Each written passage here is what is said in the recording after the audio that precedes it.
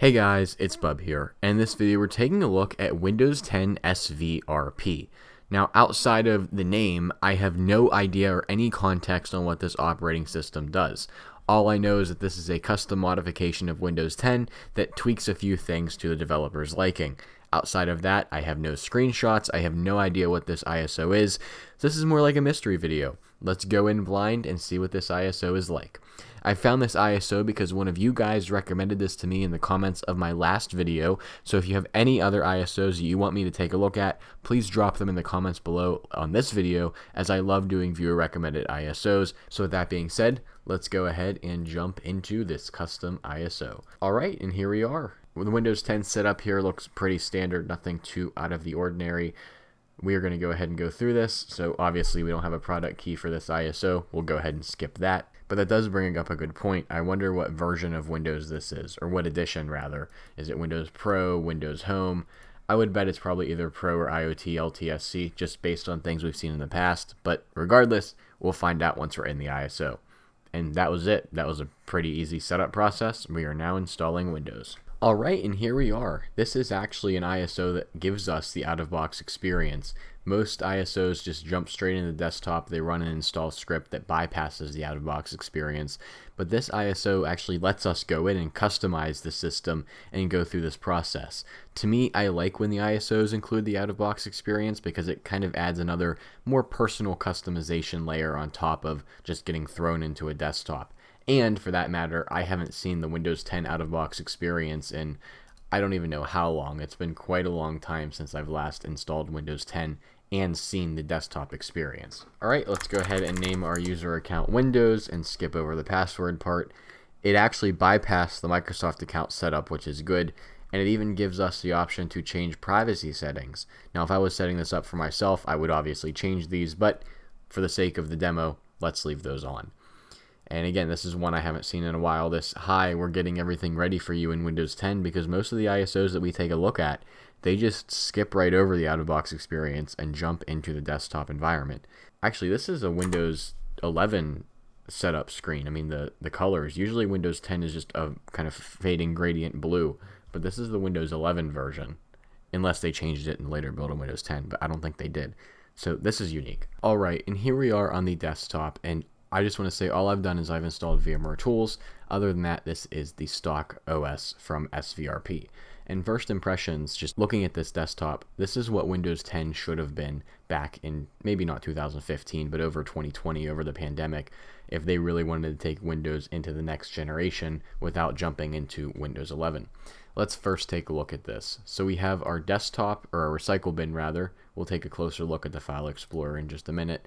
We then of course have Microsoft Edge. And then moving down to the taskbar, we have our Show Desktop button. We have our Action Center. We have our clock. We have our Meet Now. We have our volume. We have our eject media, like our locally connected media. We then have our network settings. We have Windows security, always nice to see an ISO that includes that and doesn't cut it out. And then we have Bluetooth devices and VMware Tools, which I installed. The one thing I'm noticing too, just looking at this, is the different icons and the different fonts that are shown throughout the operating system. They look much better than what traditionally came in Windows 10, especially with what came in 2015 Windows 10. If you haven't seen that in a while, you should go look at it. It is not the best. Moving over to the left side, we do have our File Explorer, which again, we will look at in just a minute. We do have Microsoft Edge, which I am curious to see what version of Edge this is. So if I go ahead and open settings here, it looks like it is 147, but I think it did updates in the background, because I know for a fact that this ISO was not made, at least I don't think it was, from when Microsoft Copilot was out. We then have the search button, which opens up the traditional Windows desktop, and then we have our start menu, and looks pretty standard for Windows 10. So as for software that comes pre-installed, we have 7-Zip, Edge, we have O&O Shutup 10, we have Windows Accessories, Windows Administrative Tools, all with the new icons, by the way, which looks really nice. Even modern versions of some of these apps like Windows Defender, Firewall, Advanced Security does not have the modern icon. We then have Windows Ease of Access, PowerShell, and then the Windows System applications. So compared to actual builds of Windows 10, a lot less bloatware, actually very little bloatware included pre-installed. Let's take some more time to analyze this desktop here. When we right click on the desktop, we actually get kind of what reminds me of a Linux right click menu, just the appearance is what it looks like. But we do have some new functionality. Like under appearance, we can actually pick background colors, sound, screensaver, pointers. We have our display settings, and then we have gadgets powered by 8 Gadget Pack, something that traditionally does not come in Windows 10 or 8 or even 11. This is a Windows 7 Windows Vista feature that we can come in here and it opens up a widget bar on the left side, and if I hit add gadgets, it does not appear to work. Maybe it's still loading, but we'll go ahead and close out of that. Then we even have Restart Explorer, so if we have an issue, we can just restart Explorer right from there, which is actually a great troubleshooting step and a great quality of life improvement that we have. File Explorer, you can update this by clicking the taskbar, so it does look like we're using some variant of Explorer Patcher, which is a great segue into not our sponsor, but into File Explorer. So the first thing that sticks out to me here is that these icons seem to be ripped right out of Windows 11. If you remember, actually right before Windows 11 came out, I did a video on a Windows Insider build where these icons, these colorful icons, made their first debut in a Windows Insider build of Windows 10. And that's kind of how they came to be, and then Microsoft just threw them in Windows 11. But they, we have these icons. They originally debuted in Windows 10, ended up being in Windows 11. I still don't think Windows 10 has these colorful icons. I don't believe they do.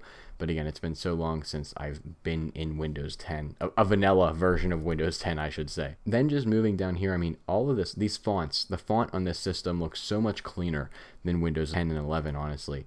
And we can see these right-click menus, they look much better. The bar looks much better. It's more like a gradient now. It's more rounded. I don't know how to describe it. It just looks so much better. As for our installed disk space, we are using 14.3 gigabytes out of a 59.3 gig disk, which lands us with just 45 gigabytes free.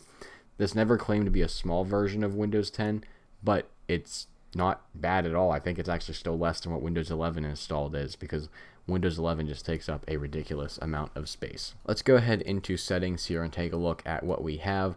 So going into System and jumping down to About, this is Windows 10 Pro 22H2, so the latest build of Windows 10 that is out there today.